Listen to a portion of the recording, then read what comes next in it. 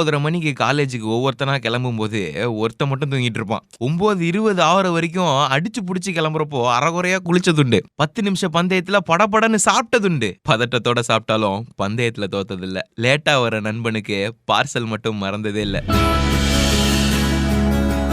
கேலி கிண்டல் பஞ்சம் இல்ல, கூத்து கும்மால குறையும் இல்ல, எல்லாருக்கும் சேர்த்துதான். பனிஷ்மெண்ட்னா ஹெச்ஓடிய கூட விட்டதில்ல. அடிச்சான் காப்பி இந்த பக்கம்னா அதை அடிச்சான் காப்பி அந்த பக்கம். ஒருத்த மட்டும் படிச்சுட்டு வந்து 9 பேர் பாஸ் ஆனதுண்டு. பசியில யாரும் தவிச்சதில்ல. காரணம் தவிக்க விட்டதில்ல. டீ கடையில கடன் வச்சு குடிச்சாலும் சரக்கடிக்க பஞ்சமே வந்ததில்ல. அம்மா ஆசையா போட்ட செயினும் மாமா முறையா போட்ட மோதிரமும் பீஸ் கட்ட முடியாத நண்பனுக்காக அடகு கடை பரியேற அழுததில்ல.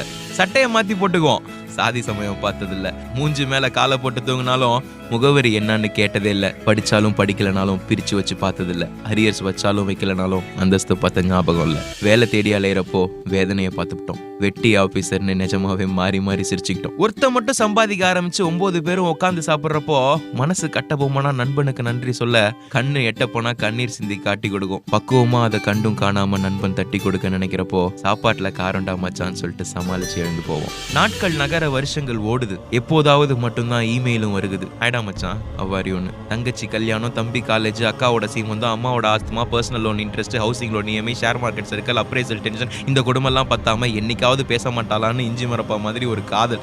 எப்படியோ வாழ்க்கை ஓடுது ஏடா கூடமா.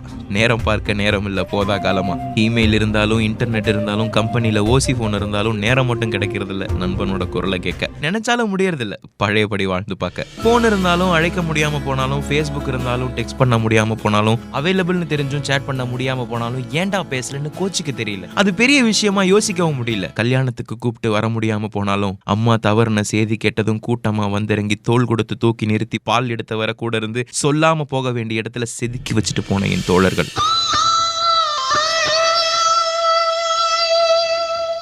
தேசம் கடந்து போனாலும் பாசம் மாறி போகாது. பேசக்கூட மறந்தாலும் வாசம் மாறி போகாது. வருஷம் பல கழிஞ்சாலும் வரவேற்பு குறையாது. வசதி வாய்ப்பு வந்தாலும் மாமா மச்சான் மாறாது.